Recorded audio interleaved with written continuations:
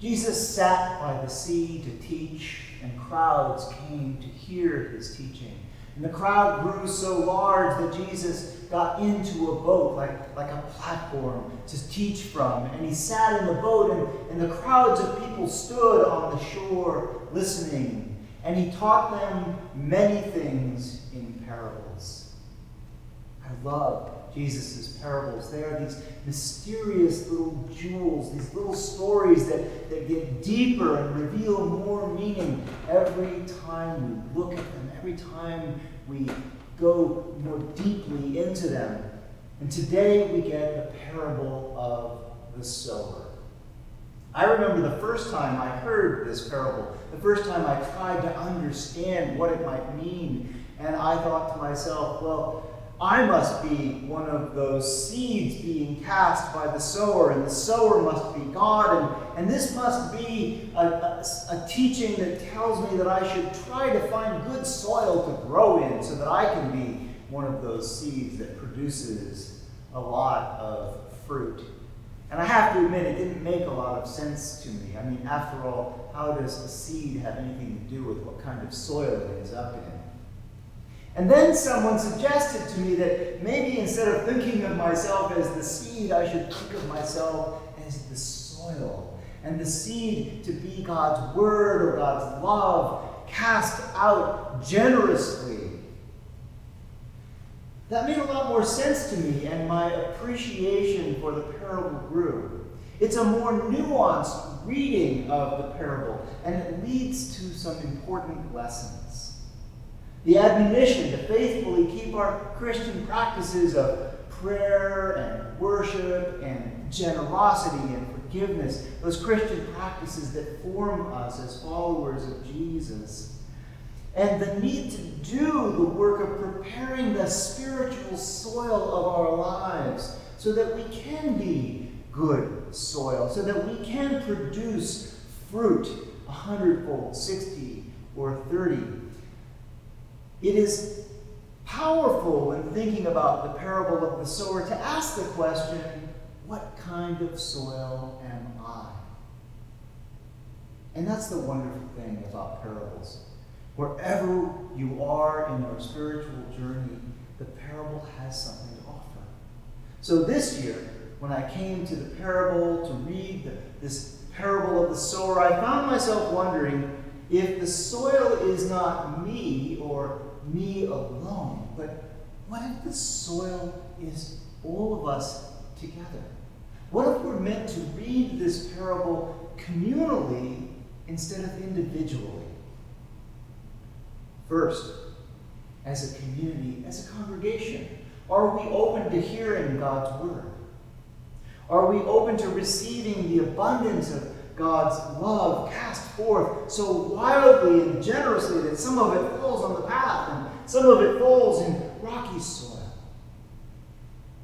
Do we understand what Jesus is saying to us?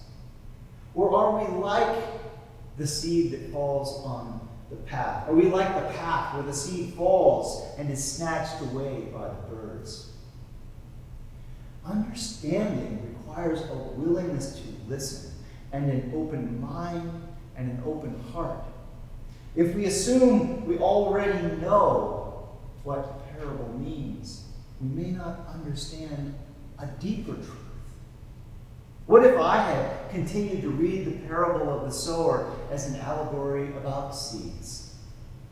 What if I never heard or considered that this might be about soil? If the parable is about seeds, we can't do much about where we fall now, can we? My understanding grew when I considered the parable in another way, and it can grow again as we consider this parable from a communal perspective instead of an individual perspective. Some of the seeds fell on rocky ground and sprang up quickly, but it had no depth of soil, no deep roots, and withered away in the sun. What are the rocks in our soil that keep God's word, God's love from taking deep root within us? What are the impediments to allowing God's word to flourish in our lives and in our community? What is keeping us from putting down deep roots of faith to be sustained by God's love? This is a very different question when considered from a communal perspective instead of an individual perspective. What are the rocks that are interfering with our communal faith? I read a powerful letter this week that was published by 3 Episcopal priests. They're all women of color.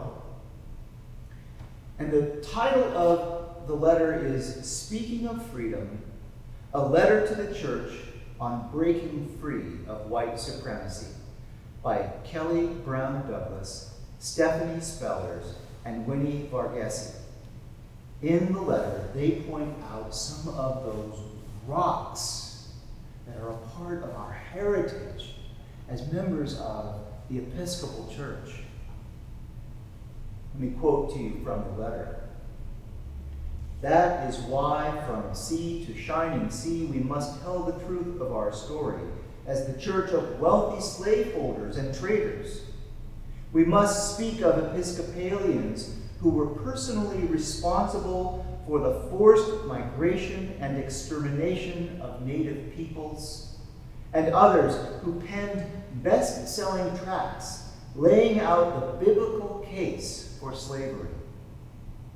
We must tell the truth about congregations that advertised lynchings in their Sunday bulletins.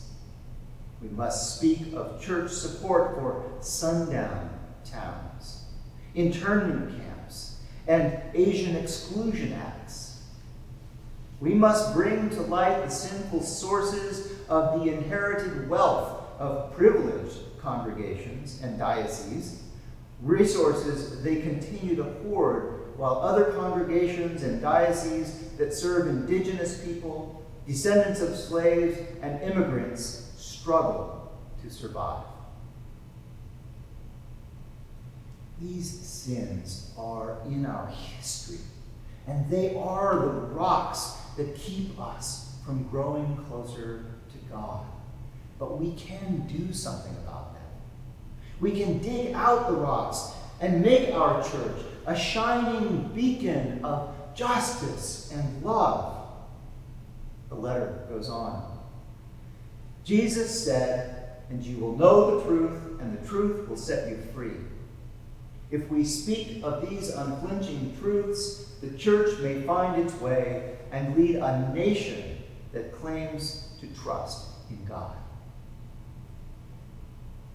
The challenge is that this is hard work, and it involves facing ugly facts as we do this work of exposing painful history like that, as we do the work of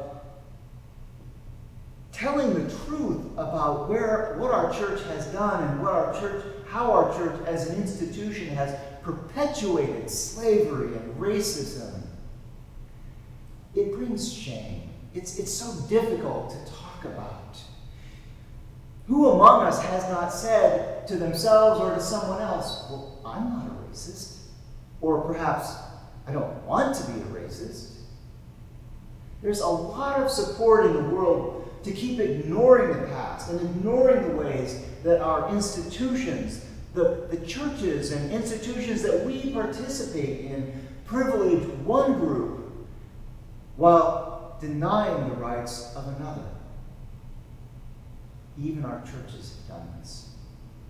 These are the thorns that could choke our efforts to be a part of seeking racial justice and ending the oppressive concept of whiteness altogether. But we can do this. We can receive wisdom and guidance from God, like the seeds sown so freely by the sower. We can dig out those rocks and expose them to the light, and no longer let them shape who we are as a church and as people. We can name them for the sin that they are and be freed from them. And that's the encouraging message of this open letter speaking of freedom. It goes on, it finishes this way. We believe that with God's help, the Episcopal Church can become an instrument not of oppression, but of God's peace. It can grow followers of Jesus who are more concerned about taking up the cross of our crucified Lord than they are about maintaining the control and privilege of a crucifying culture. We believe that we can become the nation and church that our first black sister, priest Polly Murray, called us to be, to be a true community that is based upon equality, mutuality, and reciprocity, that affirms the richness of individual diversity, as well as the common human ties that bind us together. As Jesus urged, you shall love the Lord your God with all your heart, and with all your soul, and with all your strength, and with all your mind, and your neighbor as yourself. It is then that we will be free.